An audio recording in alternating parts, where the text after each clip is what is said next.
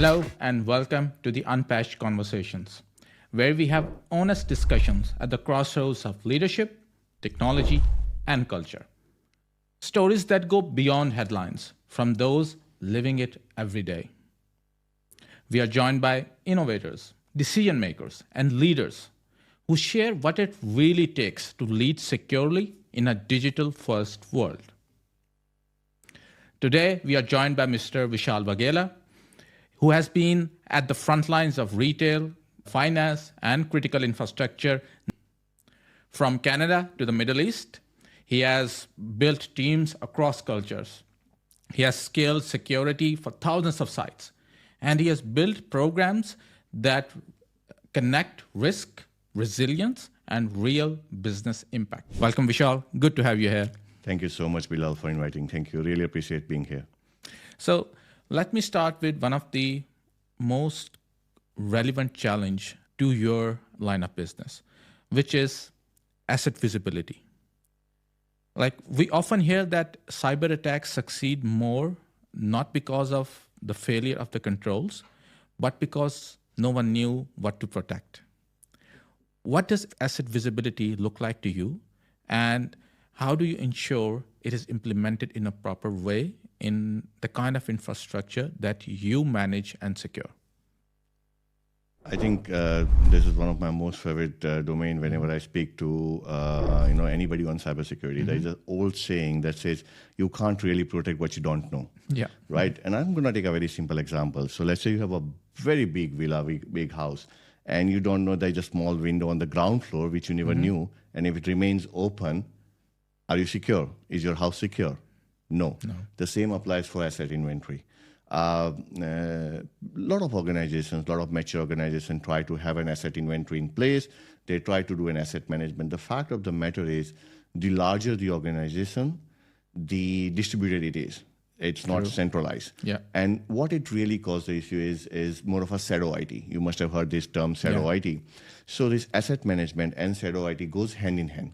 So you have a lot of teams who's trying to do a lot of innovative things, who's trying to really stay competitive for business, and they go out and start acquiring IT assets, be it the hardware, be it the software, which may not be part of the routine IT business. And that's where the gap in the asset management starts. Let's say you have a team in marketing, and they really want to come up with an amazing campaign for their products. And they immediately tie up with a third-party service provider who's running a marketing campaign, and they start sharing data of customer with this third party without IT being aware of. So that's, again, an asset issue because you don't know that you have a third party who's taking access to your data. So asset gaps lies into major three areas. One is your physical assets, your servers that you may not know, your endpoints that you may not know. Second is softwares.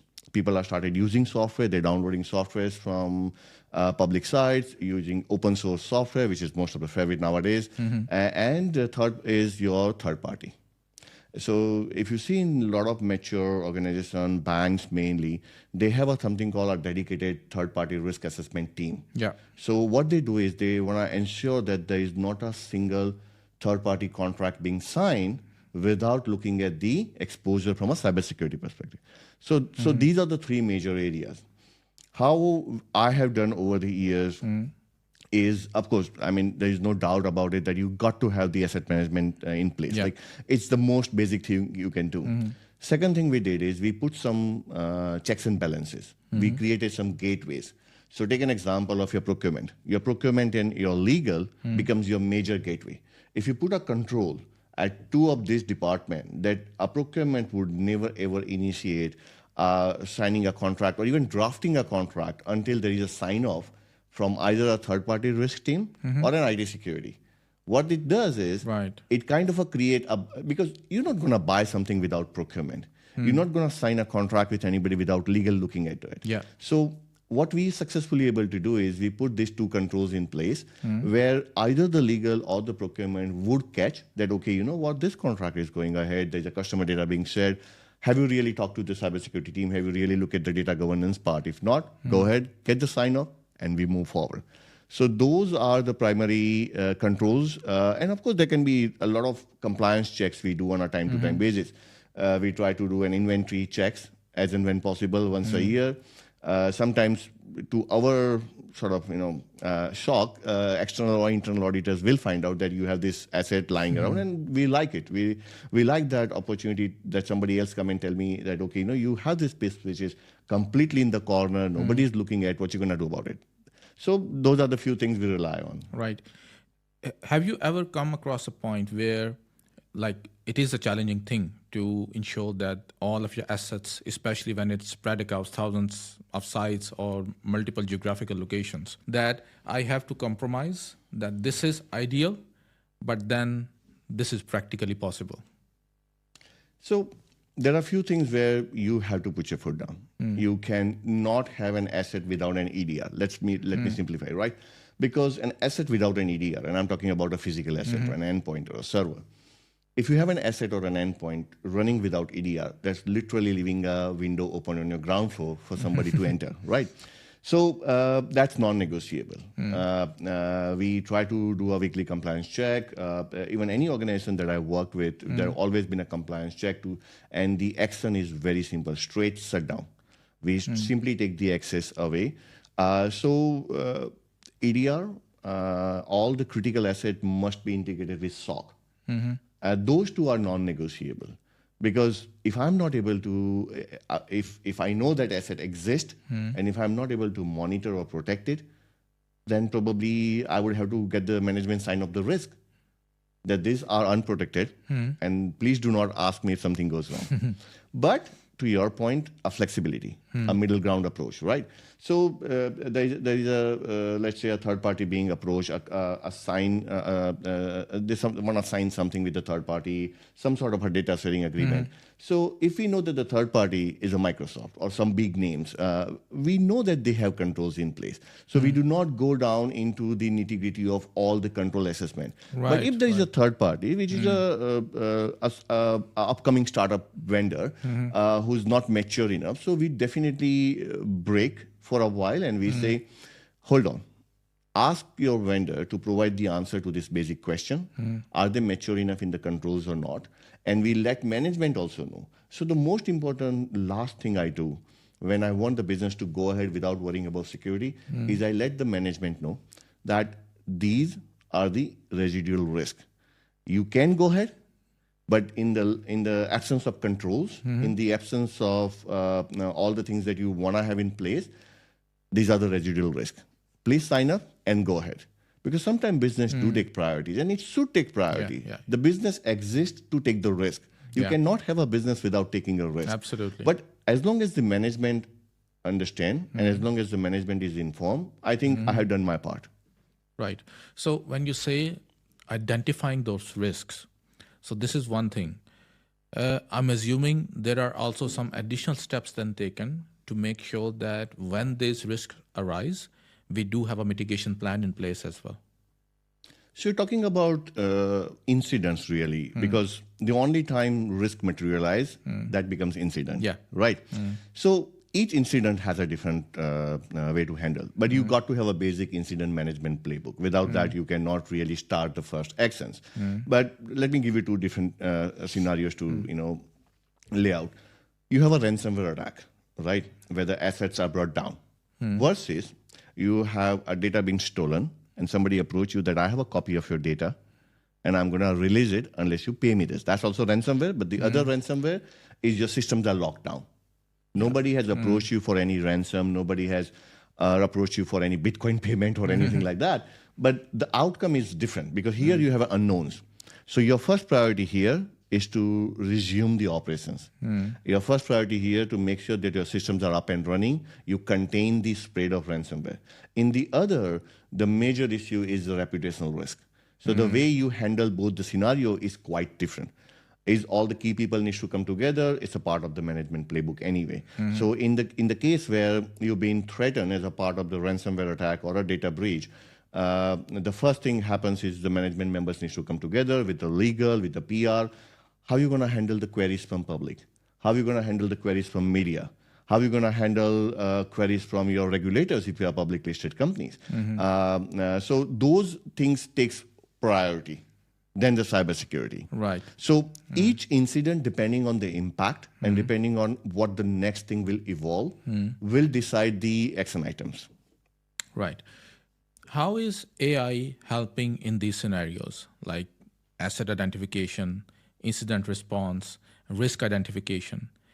Have you started using it as part of your operations? Is it already integrated into your operations, or still something that is being evaluated, a new innovation that might have some large scale utilization, maybe in future? So we are partially there, not fully there. What I mean by is that we nowadays there's a lot of focus on AI, right? People say, "Are you using AI? Are you using AI?" We've been using AI-based things, AI-based tools, AI-based analysis way before the hype around it, right?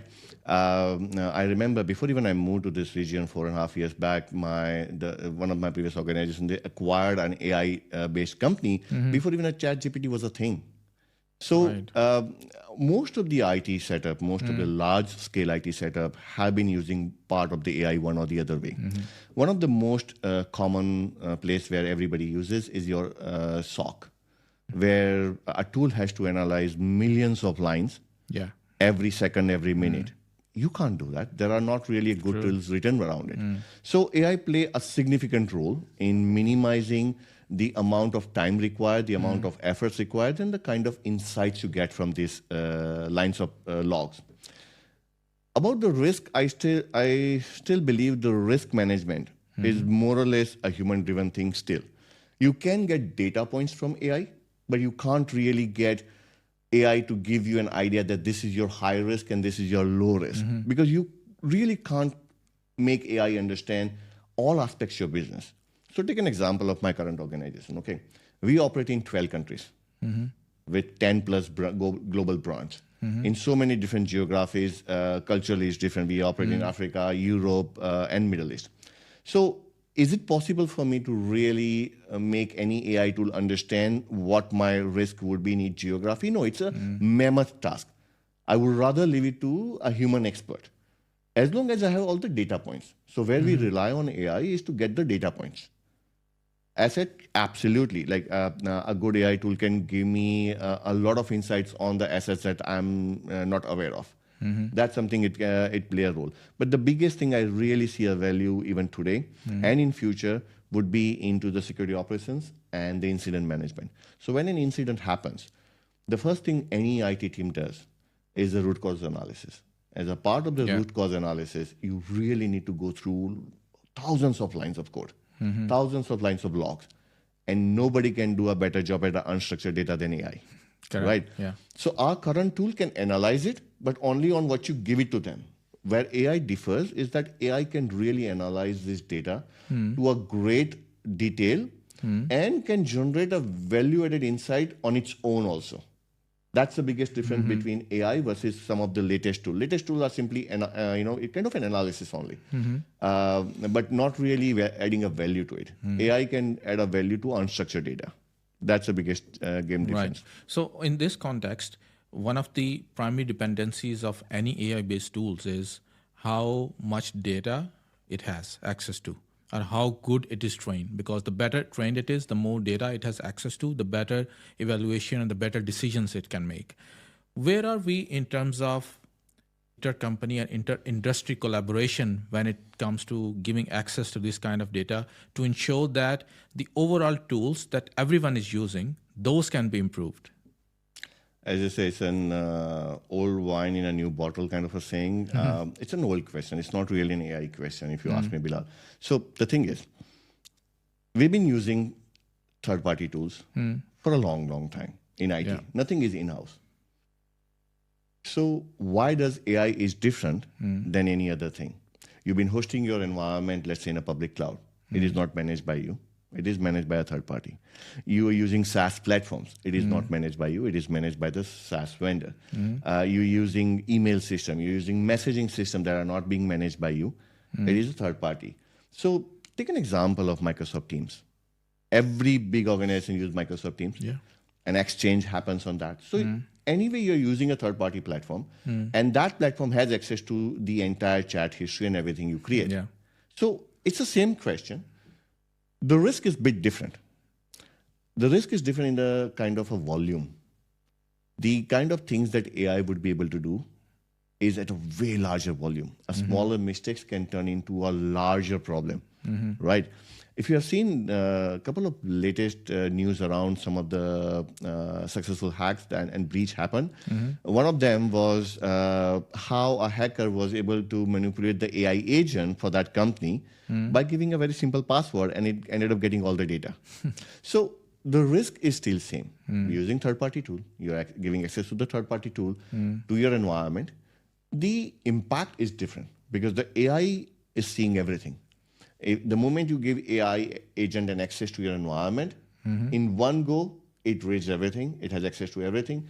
So the question is not just the governance on the AI. The question is also all the controls around the access to that agent. So there are a lot of things, like depending on everything. So one of the projects I really remember where we had to shut down the project. And this is, I'm talking about 6 years back when the AI wasn't even in the mainstream discussion that much.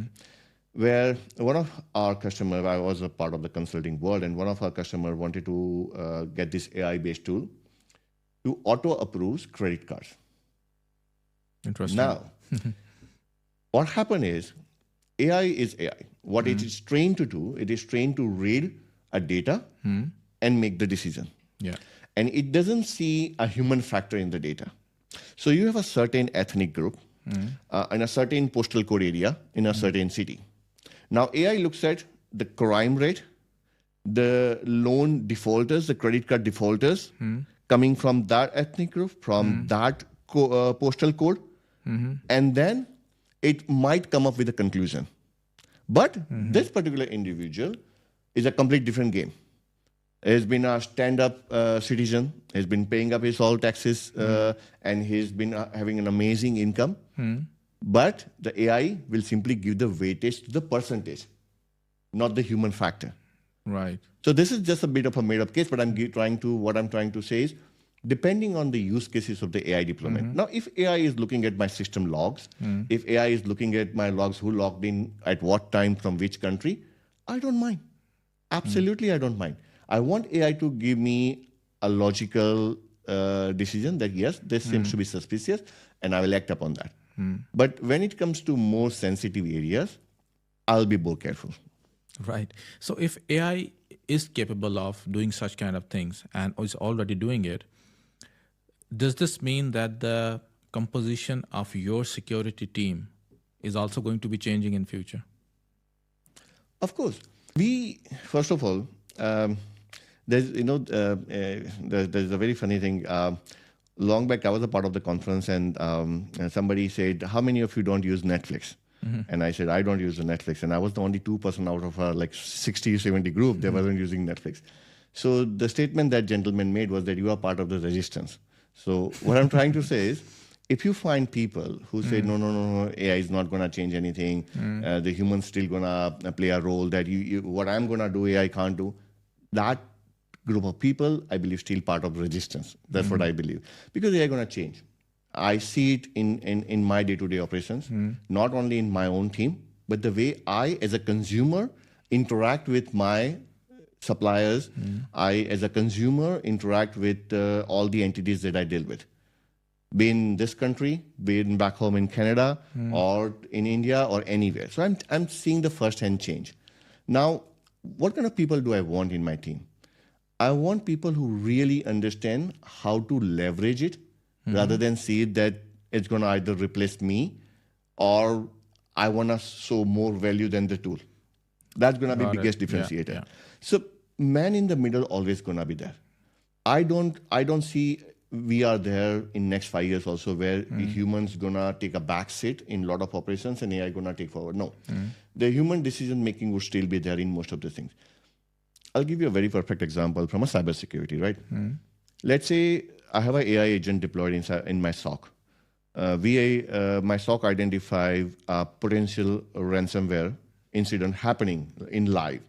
And my AI agent decides that I have to shut down this asset because that's the rule. If they impacted, shut it down. And it shut down immediately. Now, me being in a retail industry right now, let's say we are in the time of Ramadan, during the Eid holidays, and it is one of my major production assets that contributes to the maximum revenue. So I don't want AI to take a decision based on its analysis. I want my human to immediately check, decide if it really requires the shutdown or can anything be done.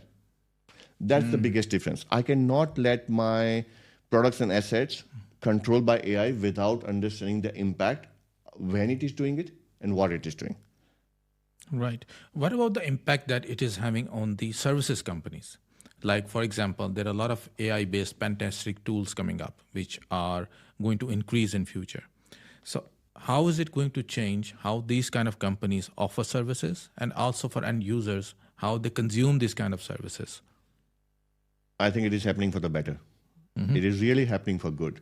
So the AI-based detection is something I already highlighted earlier. Like, I really want AI full-fledged into my detection capabilities. The more I'm able to detect, the better I'm able to protect my environment. It's very simple. So if AI can really augment or amplify my detection capabilities, if AI can augment and amplify my analyst, my SOC analysis capabilities, then it is a win-win situation for me. So if a third party who's not adopting an AI-based tool to provide you more detection capabilities, then they are going to lag behind. Because I definitely, all the services for that matter, because services are supposed to be run faster. Few years back, there was, I think I'm talking about 5-7 years, there was solutions that were in everyone's discussion, RPAs and RDAs, if you have heard about, right? So automation was on the full-fledged. Everybody wanted to automate it. Now AI is doing it in a much, much polished and better way. So it's definitely its future. So the more I can automate, either with the help of tools like RDAs, RPAs, which not going to happen, but based on the AI tools or service provider that use AI extensively, I would prefer them 100%. Right. Recently, you wrote that hackers don't break in, they log in, which is linked to privileged access management, because this is probably one of the fastest ways to breach a business. Why do you think this is something that is still under-implemented despite everyone acknowledging the risk associated with it? So this is one of my most favorite quote. No matter which forum I take part in discussions, or even to my team and even to my management, I always say that hackers nowadays do not break in, they log in. And it's just not my favorite quote. You look back in just take 5 years, okay? Last 5 years, all successful breach, you will find more than 80% of those breaches happen because of the compromised credentials. Yeah. Like, there's no other way about it. You can't really assume or anticipate that hackers will exploit the SQL injection and get the access to the entire production environment. It doesn't happen that way. There's a kill chain for that. But the moment you are able to compromise the credential, all this vulnerability he doesn't have to exploit. Right. Now, why do you think phishing is on such a rise? Like, phishing is the one area which is constantly rising, because that's the only area through which hackers are able to easily get credentials. Yeah.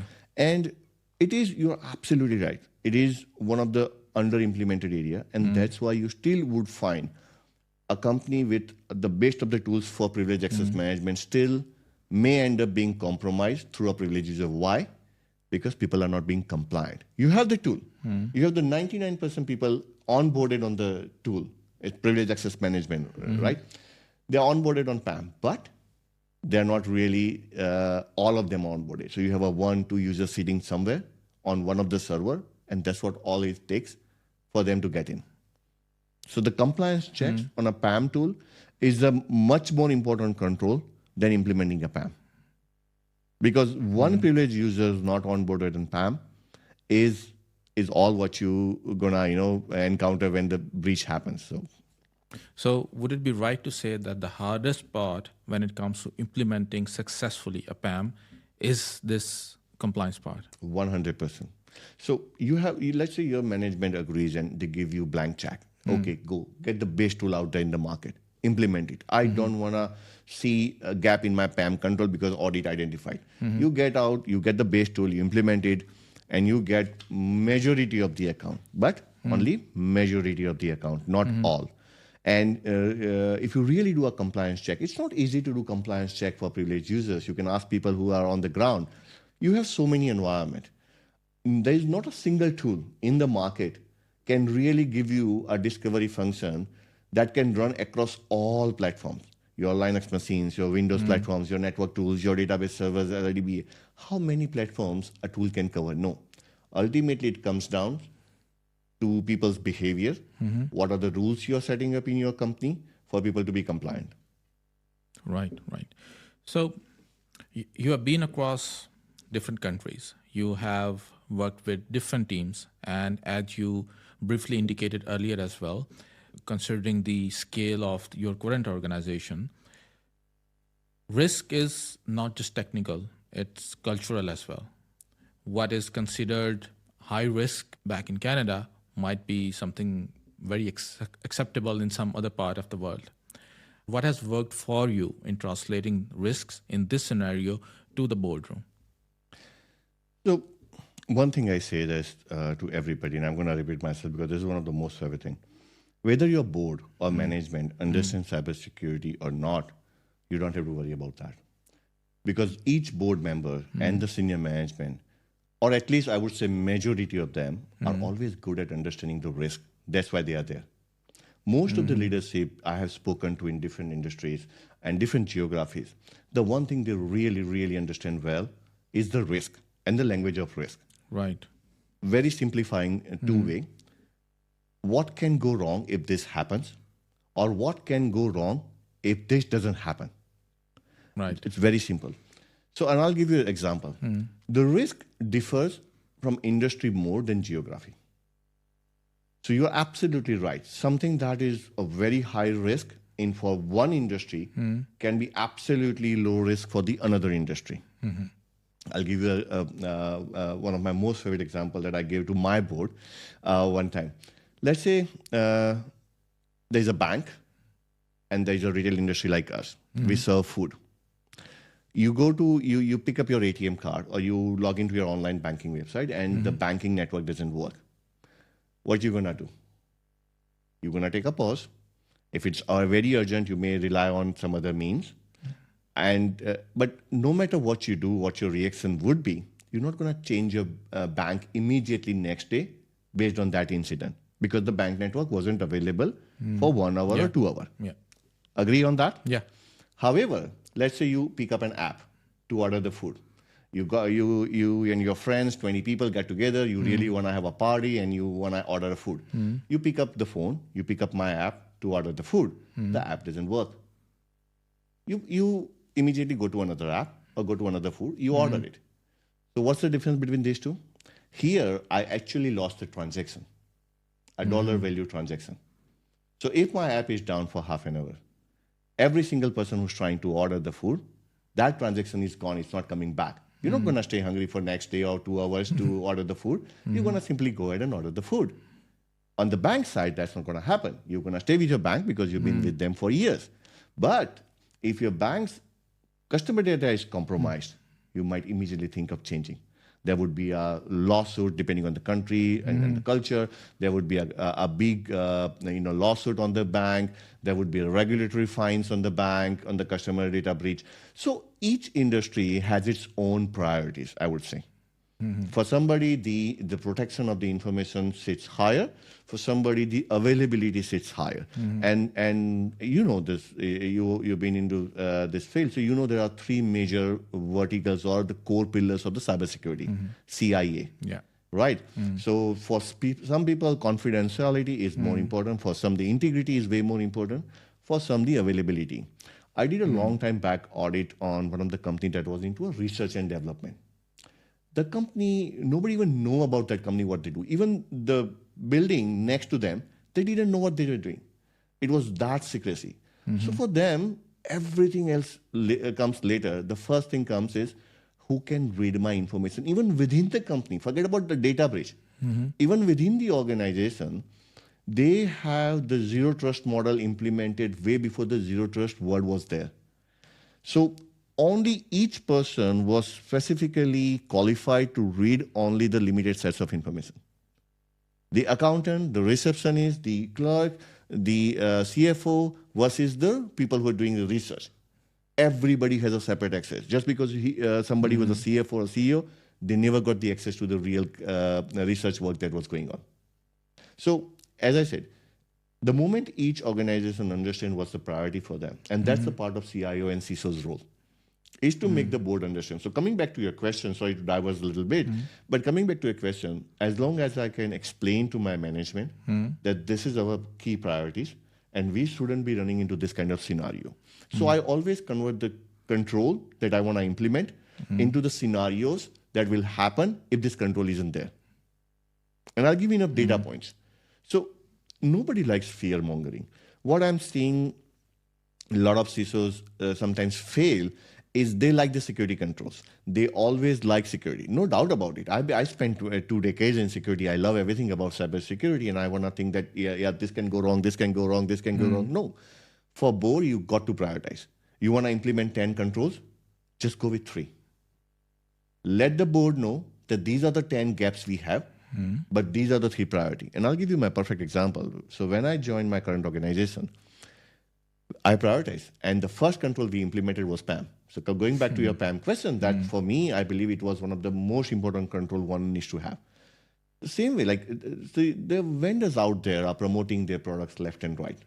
There's just so much of a glamour around the new tools, the latest tools, and don't fall for it. If you don't need it, you don't need it. If you have a PAM, if you focus on compliance, you don't need another tool. You don't need another audit tool. You don't need another risk assessment tool.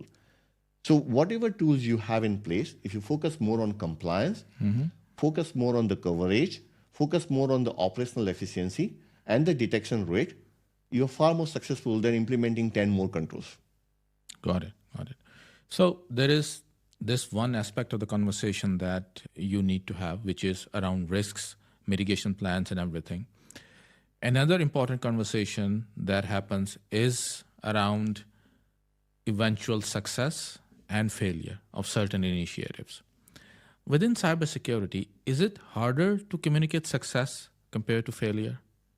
Because success is mostly in these kind of situations quieter compared to incidents which become the headlines. So I'm going to give an unpopular answer.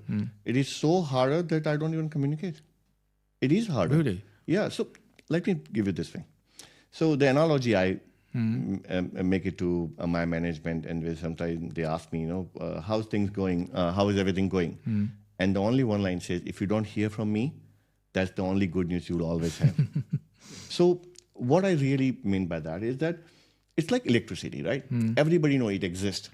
You switch on the light, you have the light there. Yeah. The only time you worry about it is when you switch on the light and the light doesn't come. Yeah. So that's what we are in cybersecurity.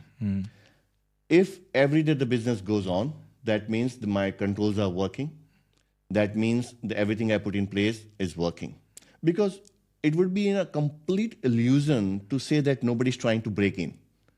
If you look at your malware dashboard or EDR dashboard, your ransomware dashboard, your SOC dashboards, or your perimeter firewall logs, you will realize that how many people and how many times people are trying to get to your network, get to your assets. It's very common. It's not just my company. I think most of the larger organizations whose names are out there in public domain, they are being targeted left and right. So sometimes the peak is high, sometimes the peak is low, but to assume that, nobody bothered about us, don't worry, that would be a complete illusion. So the only time my management needs to worry is when I rush to them saying that something went bad. So if they don't hear from me, that's the happy news for them and that's the happy news for me. Right. So I'm sure during the last 2 decades that you have been working, you have seen evolution of technology. And within it, you have also seen evolution of leaders and leadership as well. Was there anything specific about technology leadership that in the early years of your career you believed in and which has now completely changed? It is the other way around, actually. So in my early years, when I started security almost in 2005. That was my very first security project I did. The security was being done because somebody asked the management to do it. Nobody knew what to do. Nobody needed it. But it came from Let me give you an example. It came from World Bank. So my organization was getting funding from the World Bank, and there was an ask that you got to put this in place. So I was called to do that, and I was doing it. But was anybody interested in that knowing? No. Was anybody interested to know the efficiency of it? No.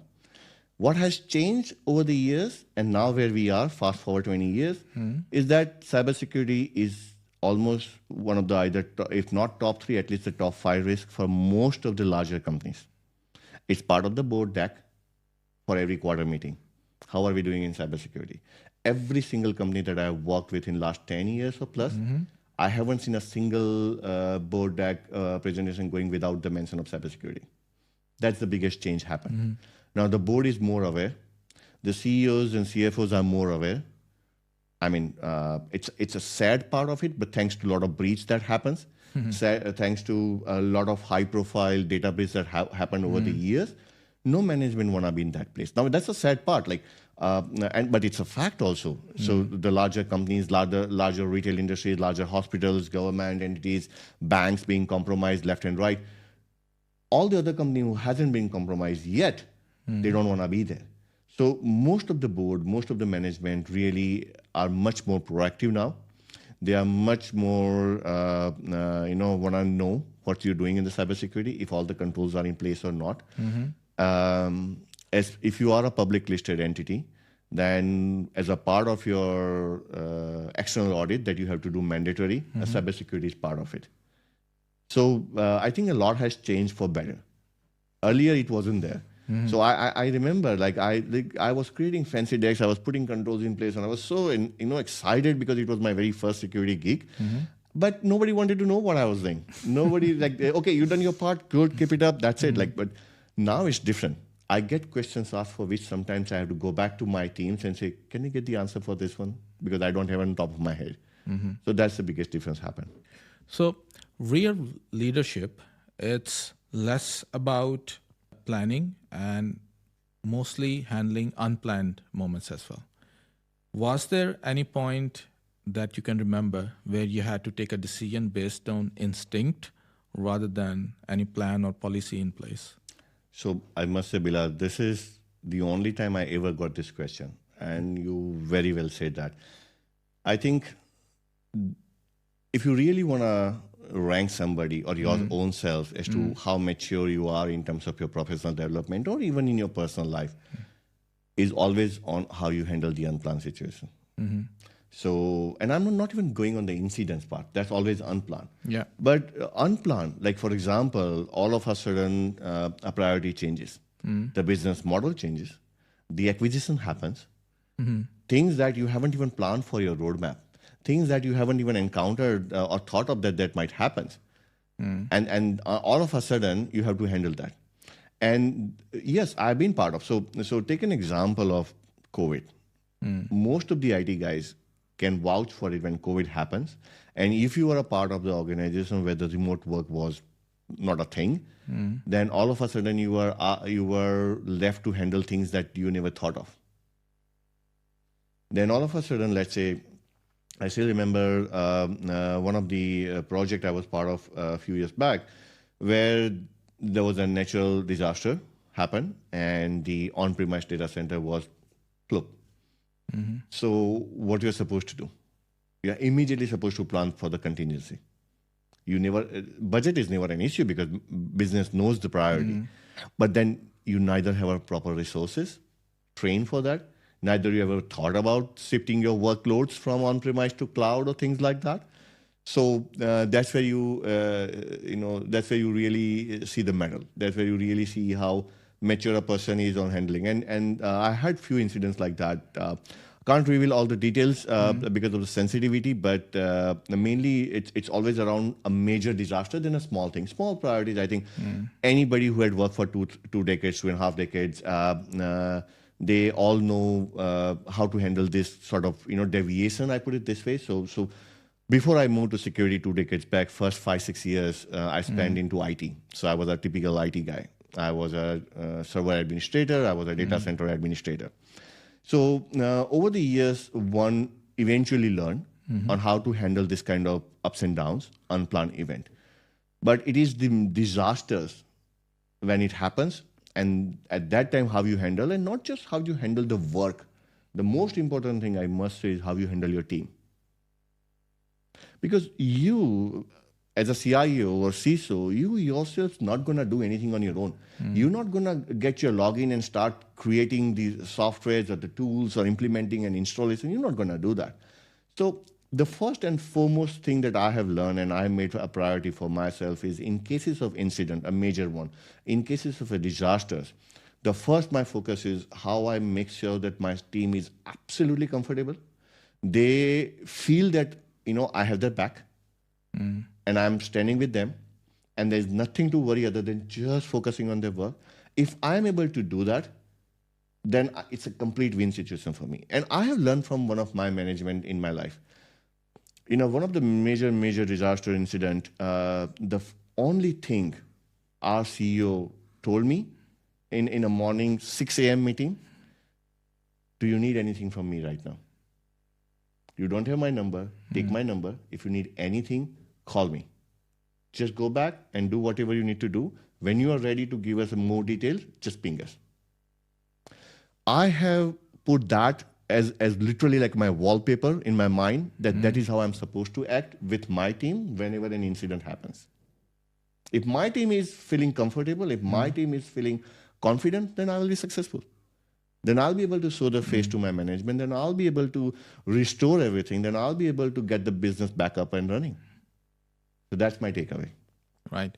So one final question. What advice would you give to someone if they want to successfully lead through influence rather than just using some titles or authority?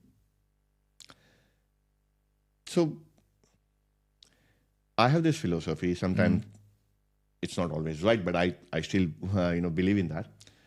I believe that everybody generally has a good intention. So when I give you a task, when I give somebody a task, the first thing that person is looking for me is a trust. If I'm able to establish that, yes, I trust you, then half the job is done. The person is able to be creative. The person is able to freely think about it rather than fear. I was just explaining to one of my peers in a very funny way. He said, if a father is very strict with their kids, very strict all the time, the first thing kids would learn is lying, because kids would start lying. I'm a proud father, so the one thing I have a rule at my home and with my team is there is no reason to be strict. The strictness or that fear always brings out the worst in people. People would start doing the bare minimums to keep their jobs, and you don't want that kind of people. You ask any chief human resource officer, they may or may not, but everybody knows in private that the biggest challenge for a company is to have this sets of people who are doing the bare minimum, so you can't fire them, you can't promote them.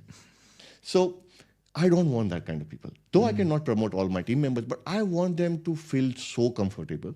And at the same time, they are delivering. The moment the delivery lapses happens, that's where the difficult conversations comes in. But I don't need to have a difficult conversation before things happens. I don't need to establish a fear. Everybody is there to do their job. So that's just my takeaway, that if you want to be a leader, first of all, have a trust, have a faith in your team. Because you hired that person. You hired that person, you saw something in that person, and you can't trust for that person to do that precise job, then there's something wrong with you, not that person. So that's my fundamental principle. I simply let the person do their job. But I also have a process. That's my own small name. It's called trust but verify. So the way I do is, I trust them to do it to the end closure, little bit before the deadline, and then I verify before it goes out for the larger audience. That's where I do my QA. So I simply act as a QA. And that's where I know how each of my team member is evolving. Are they getting better? Are they lagging? If they are lagging, which area they are lagging? But at least at the end of the day, nothing goes out from my gateway that is not a quality. So that's what I would advise, that have a faith in your team, guide them, give them the freedom, let them always feel that you are there for them. That's the key. Yeah. Thank you so much, Vishal. It was a great conversation with you. and it was really, really informative. And thank you for sharing your perspectives and some stories from your background and giving some really useful advice that I'm sure people can utilize and implement within their own personal and professional lives. Thank you, Bilal, for inviting. And the only thing I always love about this conversation is just, I always think that whatever I have learned over the last 2 decades, 2.5 decades, if somebody can learn a thing or two and get an advantage, that's a win-win situation. Even if I don't know that person, but the way I have learned from my seniors, the way I have learned from my management, and if I can pass on that same knowledge to other people, I consider myself blessed in that way. So that's the whole reason I'm doing it. And thanks for giving me this platform. I could share my thoughts. So appreciate that. Thank you. Absolutely. Thank you so much for watching. Do like, subscribe, and share. And keep watching. There's more to come, more insights, more stories, and more unpatched conversations. Thank you.